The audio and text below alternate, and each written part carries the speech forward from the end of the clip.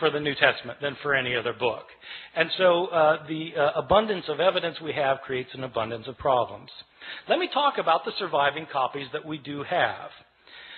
First, give you a sense of the numbers of books that we're talking about. New Testament was originally written in Greek, and at last count we had over 5,700 copies of the New Testament in the Greek language in which it was originally written. Now, when I say we have 5,700 copies, I don't mean that we have complete copies of all the books from beginning to end. What I mean is we have either complete copies or fragmentary copies. Some of these fragmentary copies are very small little fragments found in trash heaps in Egypt where the rest of the book was destroyed, and we just have a little scrap. So we have from little scraps to enormous tomes that are in medieval libraries. We have 5,700 copies in Greek, and we have copies in other languages because as Christianity spread throughout the Roman Empire, people translated the New Testament into other languages, such as Latin. We have something like 10,000 copies of the Bible in the New Testament in Latin, in Coptic, the ancient Egyptian language, in Syriac, in Georgian, in Armenian, in Old Church Slavonic, etc., etc. We have all sorts of copies in all sorts of languages. These copies can be compared with one another, and when you compare these copies with one another, there are lots of mistakes in them because no two of these copies are exactly alike in their wording. How old are these copies that we have? Well, the oldest copy that we have of any book of the New Testament is actually a little fragment that was discovered in Egypt. This fragment is about the size of a credit card, and it's written on both front and back. That's significant, by the way, that it's written on both front and back because it tells you that this copy actually came from a book. Like we have books today where you've got pages written on front and back as opposed to a scroll. Christians early on preferred writing their scriptures in books rather than in scrolls. That made these books different from other books throughout the Roman world. This little credit card-sized scrap that we have is called P52. It's called P52 because it's written on papyrus. So papyrus is an ancient writing material, and it's called P52 because it was the 52nd papyrus that was discovered and categorized, classified, cataloged. So this little scrap has a few lines on it from John chapter 18. It's the passage where Jesus is talking to Pontius Pilate in his trial before Pilate, where Pilate says, "What is truth? What is truth?" That line. So that's that. It's written on, and it's written both front and back. Now the thing is, if you have a little scrap like that, and it's written on the front and the back, and you know what passage it comes from, then you can actually do some interesting things because you can figure out, even though you don't have a complete line on this page, you can figure out where this thing was on the page. And if you've got, if you do it right, if you've got it one margin, you can figure out how many letters were in each line, and you can figure out how many lines must have been on the page in order to get from this part to that part. See what I'm saying? So you can actually reconstruct how long the page was, and then you can calculate how many pages were in this manuscript, because how many pages would it take with this many letters in it to create the Gospel of John? And so this one scrap can tell you how long the manuscript was. So there are people who do this for a living, as it turns out.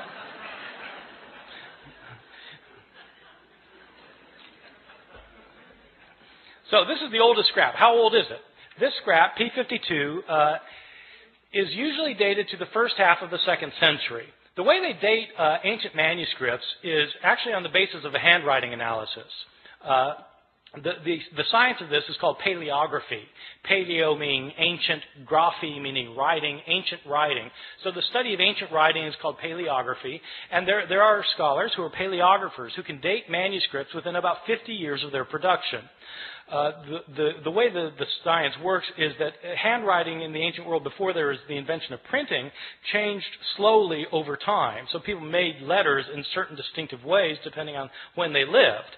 And so if you are familiar with how handwriting was in different periods of history, then you can determine when a manuscript was written. That's the science of paleography. And a good paleographer can get within about 50 years. So this thing, and you need a 50-year gap because some scribe who's copying a manuscript when he's 70, probably writing the same way he did when he learned how to write when he was 20.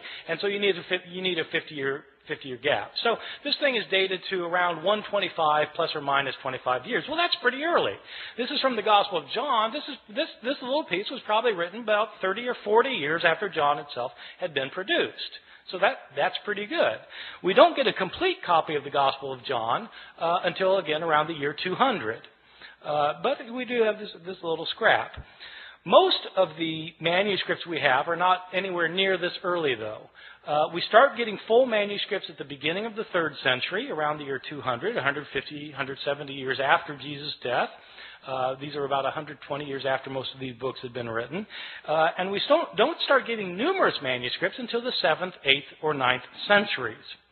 And then we start getting lots of them, because then you've got monasteries where monks are spending their days copying manuscripts, and we have a lot of their manuscripts. And so 5,700 manuscripts, some of them going back into the 2nd century, none of them being the originals or within even within a few years of the originals. So with all of these differences, with all of these manuscripts, how many differences are there? Throughout the Middle Ages, it appears that the scholars didn't realize that there was a problem of not having the original text, or very few scholars realized that this was a problem. Even the scribes copying the text, they sometimes would realize there were differences in the manuscripts they were copying, but they didn't make a very big deal about it. The first time somebody made a really big deal about this was exactly 300 years ago this year, in the year 1707. There was a scholar named John Mill at Oxford. I think he's unrelated to the Victorian John Stuart Mill. This John Mill was a scholar of the Bible, and he had spent 30 years looking at manuscripts of the New Testament. Now, this is obviously after the invention of printing, and printers have to decide what text they're going to print, and the problem is they've got manuscripts that have differences among them. And so how does the printer decide which manuscript to print? Well, it's a problem. That's when they started realizing that this was an issue.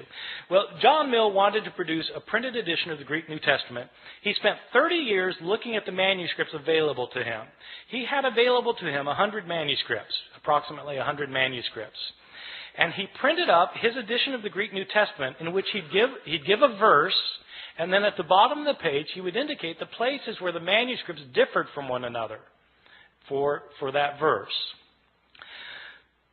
To the shock and dismay of many of his readers, when John Mill produced his edition of the Greek New Testament, it included an apparatus at the bottom of the page that cited 30,000 places where the manuscripts differed from one another. 30,000 places where there were manuscript variations among the manuscripts that he had discovered. And the striking thing is, John Mill didn't give all of the differences he found. He only cited the differences that he thought were significant. Some of his detractors claimed that John Mill was working to render the text of Scripture uncertain.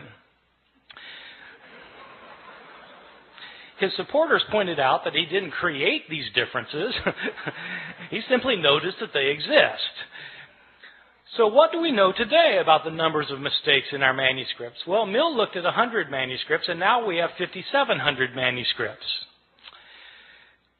Nobody knows how many differences there are among the manuscripts that we now have, because nobody yet, even with the development of computer technologies, nobody has been able to add up all of the differences.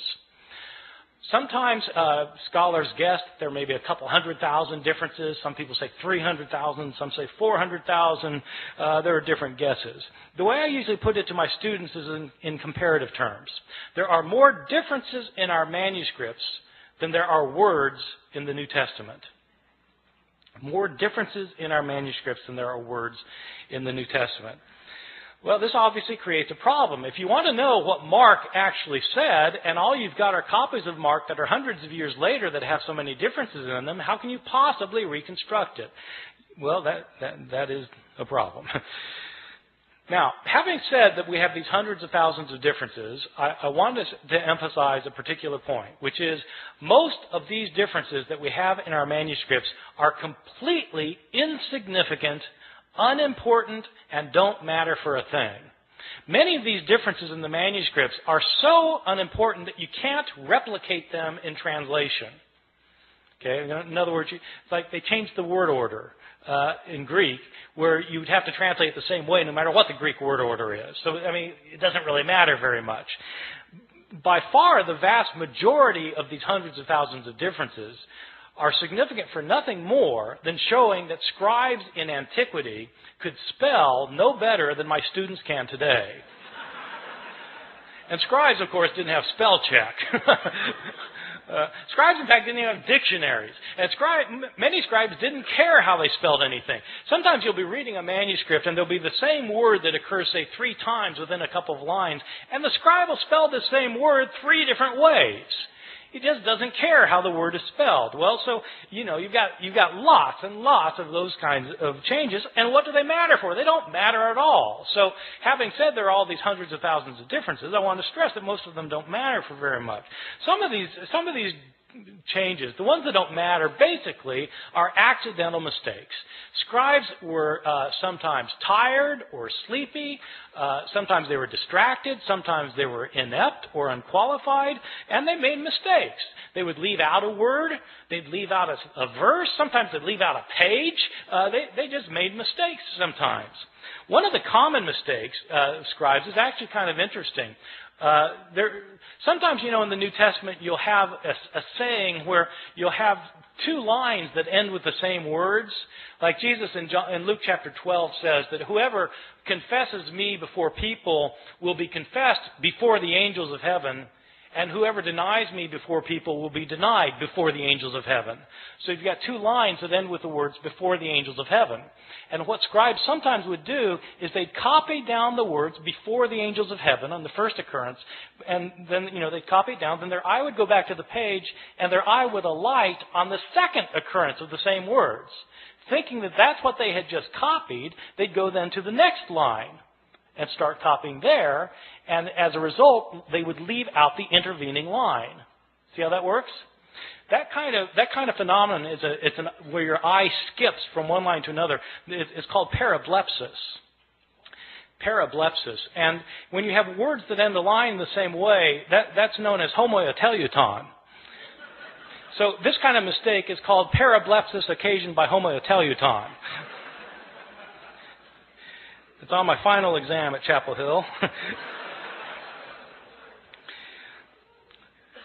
Probably the most egregious mistake in any manuscript of the New Testament, one of my favorites, is in a manuscript that's manuscript 109. It's 109 because it's written on parchment and animal skin instead of papyrus, and it's the 109th manuscript that was cataloged. This is a 10th century manuscript that was written by a scribe who wasn't paying attention, and this scribe was copying the Gospel of Luke. Now, the Gospel of Luke is one of the 2 Gospels in the New Testament that has a genealogy of Jesus. Genealogies usually aren't the favorite reading of my students at Chapel Hill. And I think probably it wasn't the favorite reading of this guy because he wasn't really paying attention to what he was doing. But, in Luke's genealogy is actually fairly interesting because in Matthew's the other gospel that gives a genealogy of Jesus, and it traces Jesus' line all the way back to Abraham, the father of the Jews, in Matthew. Luke doesn't stop there. Luke keeps going. Luke traces Jesus' genealogy all the way back to Adam, as in Adam and Eve. This is a fantastic genealogy. I've got an aunt who's a genealogist who's traced my family, back to the Mayflower. The Mayflower, Adam and Eve.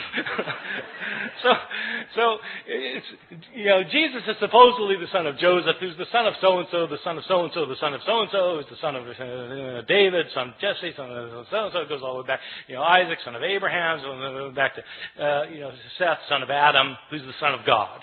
Okay, this genealogy. It goes all the way back. So, the scribe of manuscript 109 is copying a manuscript that evidently gave the genealogy in 2 columns. 2 columns.